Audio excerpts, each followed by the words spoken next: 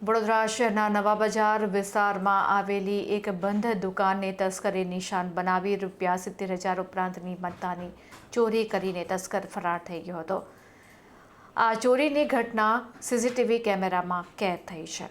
વડોદરા શહેરમાં તહેવારોની ઉજવણી બાદ વેપાર ધંધા પુનઃ ધમધમી ઉઠ્યા છે, ત્યારે બીજી તરફ શહેરમાં કેટલાક દિવસોથી વરસાદી માહોલ જામેલો છે, જેનો ભરપૂર લાભ તસ્કરો લઈ રહ્યા હોય તેવા દ્રશ્યો સામે આવ્યા છે. શહેરના નવા બજારમાં આવેલી એક દુકાનમાં તસ્કરે સીસીટીવી કેમેરાથી બચવા માટે નવો પેંતરો અજમાવીને દુકાનમાં હાથફેરો કર્યો હતો. શહેરના નવા બજાર વિસ્તારમાં વેપારી રિપુલ મકવાણા વીકે મકવાણા એન્ડ કો નામની દુકાન ધરાવે છે. તેમની બંધ દુકાનને નિશાને બનાવી તસ્કર દુકાનના લોકરમાં મૂકવામાં આવેલા 70 થી 80,000 રોકડ લઈને ફરાર થઈ ગયો હતો. દુકાનના માલિક વિપુલ મકવાણાએ જણાવ્યું હતું કે આજે સવારે જ્યારે તે દુકાને ખોલીને જોયું ત્યારે દુકાનનું શટરનું તાળું તૂટેલું હતું. સીસીટીવી ચેક કરતા એક ઇસમ સીસીટીવી કેમેરાથી બચવા માટે છત્રીના સહારે દુકાનમાં પ્રવેશ્યો હતો અને ડ્રોવરમાં મૂકવામાં આવેલા 70 થી 80,000 રૂપિયા રોકડા લઈને ફરાર થઈ ગયો હતો. કોઈ જાણભેદું હોવાનું પણ લાગી રહ્યું છે. આ અંગેની જાણ સિટી પોલીસ મથકને કરવામાં આવી હતી, પણ બપોર સુધી પોલીસ આવી ન હતી. ટેલિફોનિક રજૂઆત કરી તો જણાવ્યું હતું કે સાહેબ પેટ્રોલિંગમાં હતા, એટલે 5 વાગ્યા પછી આવશે. જો પેટ્રોલિંગમાં હોય તો આ ચોરી કેમ થઈ રહી છે તેવા આક્ષેપ પણ વેપારીએ કર્યા હતા. ચાંપાનેર પોલીસ ચોકી અને રોકડનાથ પોલીસ ચોકીની વચ્ચે આ દુકાન આવેલી છે, જેમાં ચોરી થતાં પોલીસની પેટ્રોલિંગની કામગીરી સામે પણ સવાલ ઉઠ્યા હતા.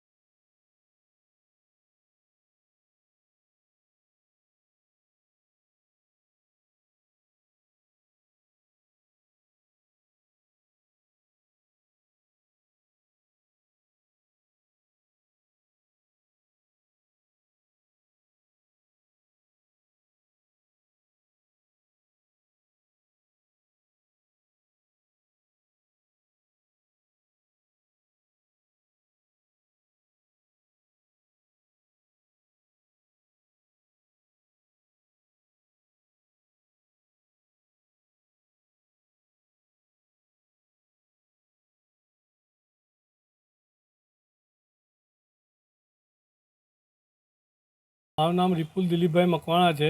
મારી દુકાન નવા બજારમાં વીકે મકવાણા એન્ડ કંપની દુકાન નંબર 61 આવેલી છે. ત્યાં હું વજન કાંટાનો વેપાર કરી રહ્યો છું.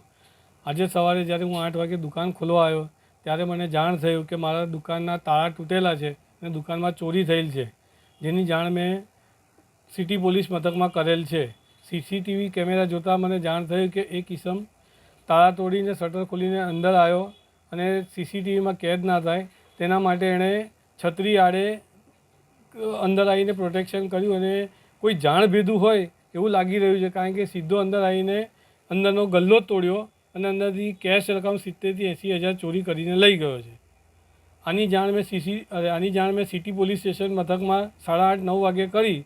ત્યાંથી આવ્યા અને અરજી લખી ગયા, પણ હજી સુધી કોઈ એની અનુસંધાનમાં કોઈ પગલાં લીધા નથી અને એમણે એવું કીધું છે કે દુકાન બી ખોલે નહીં. મારી દુકાન નવા બજારમાં એક બાજુ રોકડનાથ પોલીસ ચોકી છે અને બીજી બાજુ ચાંપાનેર પોલીસ ચોકી છે. બબ્બે પોલીસ ચોકીની વચ્ચે આવી છે, છતાં આટલી મોટી ચોરી થઈ છે અને આખો દિવસ દુકાન ખોલવાની બી ના પાડી છે. તો દુકાન ના ખોલું તો વેપાર ધંધો શું કરીશ? મારે આજના દાડાની મૂડી તો વ્યર્થ ગઈ ને. સાંજ થઈ ગઈ છે, હજુ તપાસ કરવા માટે આવ્યા છે? સાંજ થઈ ગઈ છે, હજી બી કોઈ તપાસ કરવા હજી કોઈ આવ્યું નથી. ત્યાં જતાં 3 ધક્કા મેં ખાધા, ત્યાં પોલીસ સ્ટેશનમાં બી કોઈ છે નહીં અને ત્યાંથી એવું કહેવામાં આવ્યું કે સાહેબ નાઇટ પેટ્રોલિંગમાં હતા એટલે સાંજે 5 વાગ્યા પછી આવશે. તો સાહેબ નાઇટ પેટ્રોલિંગમાં હતા તો આ ચોરી કેવી રીતે થઈ? આવું પેટ્રોલિંગ કરે છે સાહેબ. તો શું કહેશો વડોદરા પોલીસ અને ગૃહમંત્રીશ્રીએ શું કહેશો આ બાબતે? ગૃહમંત્રીને એક જ હું કહેવા માગું છું કે ભાઈ આવી પેટ્રોલિંગ કરે છે, આવું કામ પોલીસ કરે છે તો પછી ચોરી ચકારી ગુંડાગર્દી વધે કે ઘટે? પછી એના પર તમે ધ્યાન આપો અને ધ્યાન આપો. શું તમારો મેસેજ શું છે જનતા માટે? જનતા માટે એક જ મેસેજ છે કે ભાઈ સરકાર અને પોલીસ તંત્ર કોઈનું નથી, પોતાનું જ છે. તમારી પોતાની સુરક્ષા તમારે જાતે જ કરવાની છે. જે દાવા થાય છે કે તમે સુરક્ષિત રહેશો, પોલીસ સુરક્ષિત છે, પોલીસ તમારી સાથે છે, સુરક્ષિત છે, તો આ દાવા તમને લાગે છે કેટલા અંશે સફળ થયું? એ દાવા ખાલી વાતોમાં અને ચોપડામાં જ છે.